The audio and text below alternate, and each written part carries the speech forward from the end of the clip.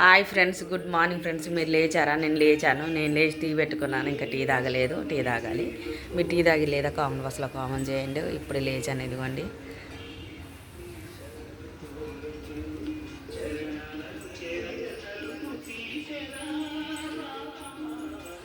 ఇదిగోండి friends, night కాలు నొప్పి, మోకాలు కొంచెం నొప్పి వస్తుంది, పడుకున్నాను.